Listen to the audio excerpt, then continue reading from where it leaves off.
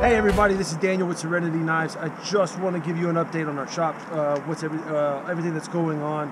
Basically, going to give you a rundown of how this is. We are on February 3rd, 2021, and just going to kind of note what everything is and how it looks so far. So let's come on in.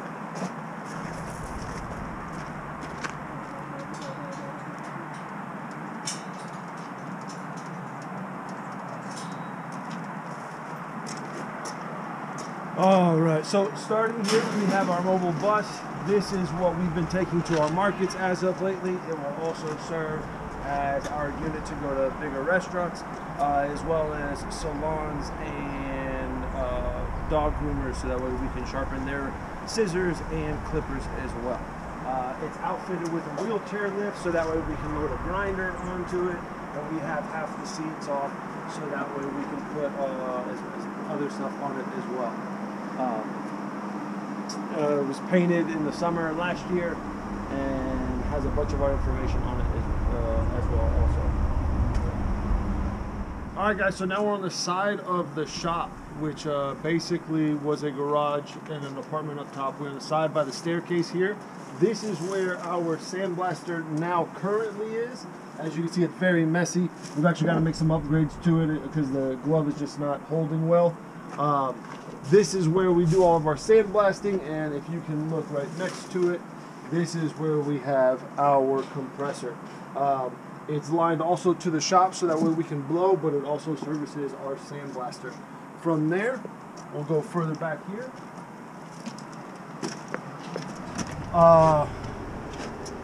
Last time we filmed, there was probably nothing back here. This is now our air induction. This sucks out all the dust whenever we get a lot of things moving, powered inside. But this is our dust collection system. And then back here we put a door, so we can now have access to the back through the back.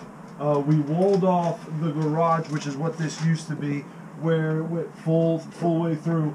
We walled off. That is now our showroom, which you guys will see last. And back here is where we do all of our heat treating and heavy grinding and cutting.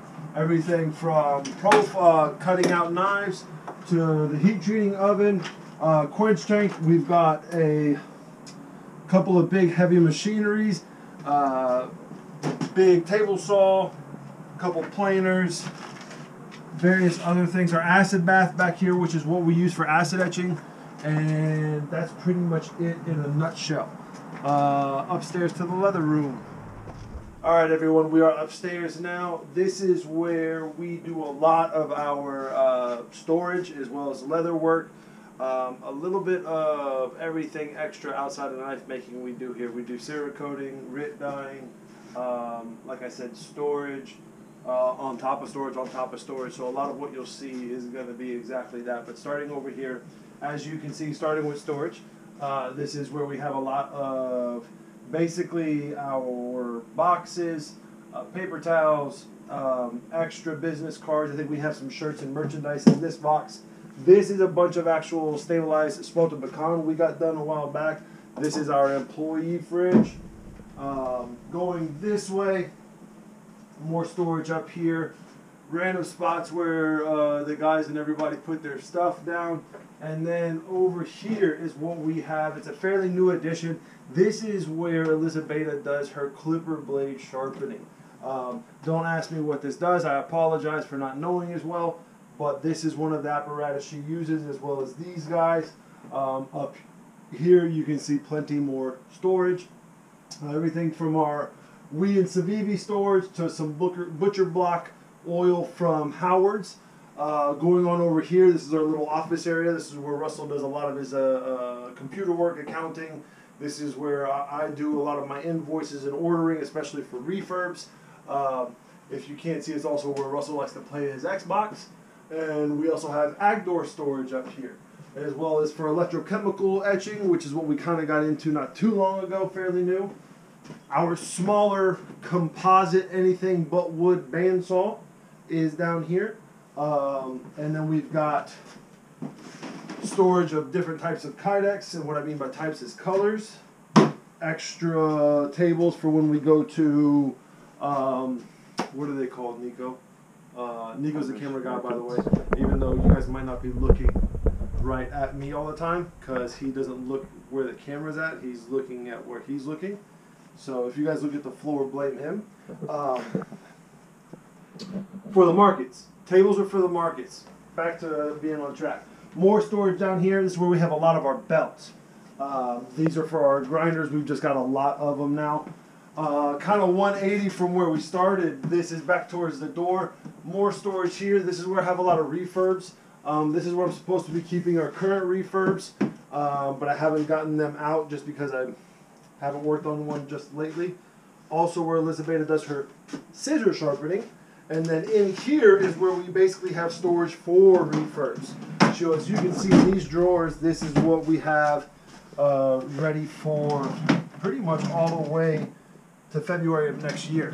We're about a year out right now, so that's fun. Into the kitchen / red dye scissor testing area. This is where Elizabeth does a lot of her scissor cleaning, taking apart, testing right here. We'll do our writ dyeing here, as you can see. If you've paid attention on our social media and seen any of our dyed bug outs, that was done in here. This is going to be kind of a twofold. Real quickly, this functions as a restroom, which is where the guys also use, but this is also our Cerakote booth. It is down at the moment, but whenever we Cerakote, it comes back up and we get the spray in here. More storage in the back corner over so, and then into the leather room. Starting over here, we've got Russell's gun storage, leather storage, and just all kinds of other things. Epoxy, magnet boards, competition axes, vacuum sealing, more WE storage, paint, lacquer, different cleaners and applications. That storage is here. And then this is where a lot of the leather work happens. Everything from the small drill press, the stitching machine, a lot of where the shaping and stamping goes up there with a lot of the leather tools. So this is where the majority of leather working gets done. That is pretty much it for up here. We're going to go downstairs into the shop and showroom and finish up there with you guys. Alright everybody, now we are into the main center of the area, the brains, the engine, the locomotive, basically where everything goes down. We'll go from the shop to the showroom. It might be a little loud, so just stay close to me, Nico. We'll get through this real quick. As you can see, this is where our buffers and hand sanding station is now. Hand sanding is right in between two of the buffers. This is our more abrasive, and then this is our more polishing set of buffing wheels. Staying on the right side, as you can see when you look up, you've got nothing but belt storage till the eye can see, or the wall ends, whichever comes first. And then we have our grinders in a line. These two mainly get dealt with sharpening, and they take primary lead on that because they're up front, and it's something that can get done quick and easy, so it's right out from the front. Back here, this guy is mainly for axe profiling or big radiuses. The majority of us like to use this one for grind lines, although this one's a very versatile one as well. And then Big Green, the profiling, old G, this one's been around for a very long time. And then the small wheel, where we do a lot of our smaller radiuses, especially underneath choils and finger areas. Back into this area, we have our drill press, storage for all of that. Little shop light here, and then our bandsaw. Bandsaw here is mainly for wood, unless you want to get in trouble or you change the blade. On over where Cal's at, we have our two vices. Cal is using this secondary one here for hand sanding, and we have this one mainly for any kind of hard use or still activity that we need to crank that into. This is the main shop table, as of which Cal has everything on the table on, and I can get on to him about it later. But usually this stays pretty clean. It's where one person will take up a little bit of space in order to get their work done. In this situation, it's Cal. So moving forward, if you want to take a look under here, we have plenty of storage. Everything from Kydex to our oil bath, extra scraps where we do also our sketchbooks for making designs on knives, and then a bunch of different presses that we have here, as well as another big wheel. Coming on over here, this is where our sharpening finishes. Basically, you have your stone station with your bucket and all of our stones. You can look in here, very clear water right now. But basically, this is where our stones go for sharpening, and this is where we put our final edges on our knives. And this is also where our epoxying goes down. As you can see, all of our clamps that are epoxy basically gunked on, and we have various epoxies up here, as well as alcohol in case of emergencies, and different polishes and lubricants that we have. Okay, now into the pretty side of things. Go ahead, Nico. This is the showroom. So I'll give you guys the spiel the same way I do to my customers. From the section into here, all the way over here is what we do in-house. The majority of it is kitchen focused. As you can see, we do have a lot of kitchen knives. Over here is our hunting and tactical section. It seldomly or often stays here. Doesn't really get as big. Every now and then when it does, usually a couple people come in and snag a couple and move it back down. Here we have our showpiece corners, where we basically highlight some of our finer knives that we really like to put in their own little section, as you can see. And then we have distribution, as well as a boost in what we've been doing. Distribution has helped us get this showroom. So Benchmade is our premier distribution folder company that we have. And then we've also got Civivi, Buck, and Spyderco. As you can see, these guys are very full. We try our best to keep them full. Nico does a great job at keeping the inventory on par. Although early on it was kind of a headache for him, he's definitely got his reins in, so good job, Nico. Going over here, before we get back into kitchen knives, you'll see a little bit lower is that we have a good number of cutting boards. This as well has helped us. We get a majority of them from our guy Brandon, Trinity Craftsman out in Winnie, Texas. Shout out to my buddy Brandon. Great guy. Does all of these boards by himself and his wife.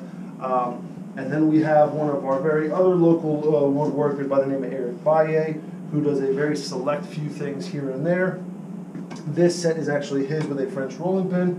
And then Tin Roof, which is a company that we've worked with. They do really great wood furniture and use a lot of their excess wood for their cutting boards, so we use them as well. On over here, it's going to be a little bit of various merchandise. Starting from my left, we're going to have our consignment section. This is basically where we've started growing our collector knives. Any person who has a knife in which they deem collectible or worthy enough to be, I guess, in that higher end market, if you bring it on into here, we tend to like it, we'll put it up for consignment, which means basically we will have it on display for you to sell. We'll mark it up our price so that way we get our end for it and display it here until it sells. When it sells, you will receive your money and we will take our cut off the top. And that has done pretty well for us. It's always going to change and not stay the same because we will try to take in as much as we can, especially when it comes to having a variety of different collector's knives in here. Down here you'll see a bunch of different axes, which we have now become distributors for Holtzbrucks, as well as Cold Steel and their competitive throwing axes, which if you haven't gotten on yet, we are into the competitive axe throwing game. Russell started in a league, and we also sponsor, I forgot, what's Big Rob's last name? Couldn't tell you, but Big Rob, Big Cat, love you. appreciate you getting us in here. This is definitely a shout out for you, so that way you're not left out. But basically, we've gotten into the axe throwing game, and that's actually been pretty good as well. And so we'll turn a lot of these guys into something similar like this guy. With that said, we've got some extra t-shirts down there, and then a couple of Elizabeth's awesome chef rolls. Moving on into the kitchen knives, wrapping up in distribution. We've got Murray Carter by Spyderco. Now, if you guys do any of your research with Russell and us, Murray Carter is Russell's teacher. So it's kind of cool to have these guys in here as like an omen to, an ode to Murray and the fact that that was Russell's teacher. So it's a really cool set of guys to have in here. That one's backwards. Tajiro down here, which a lot of people are probably going to ask, what do you have all these open magnets for? We are going to be expanding our line of Tajiro today, hopefully. They should be coming in on the 3rd, which is what they were supposed to be doing today. And we've gotten some time to do this instead. So we will be expanding our line in Tajiro, putting them in here, as well as getting into our new folder brands, which will be Kershaw and Case. Almost forgot. Moving on into the rest of these guys, I like to call this, well, it was, and now it is going to no longer be, but this is our Zwilling wall. With Zwilling, you get Miyabi, Kramer, and Henkel's, which you'll see down here and right up here. Miyabi will run the majority of this section up into here, and then we have Kramer. Great knives from companies that we definitely wanted to get into early on and have helped us grow this into what it is. So everything you see here is our kind of first year into this showroom and really molding it into what it is now.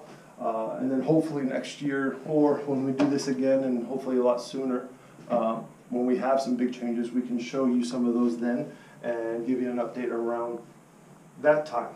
Other than that, guys, we appreciate it. Love all the support. If you've watched us from the beginning and seen our first shop tour, it's definitely some things changing, so we want to continue that trend. We appreciate everything you guys do. Like and subscribe, as always. I know that's kind of mundane and repetitive to say, but thank you guys. We hope to be giving you more content this year and soon, and we will see you again later. Bye.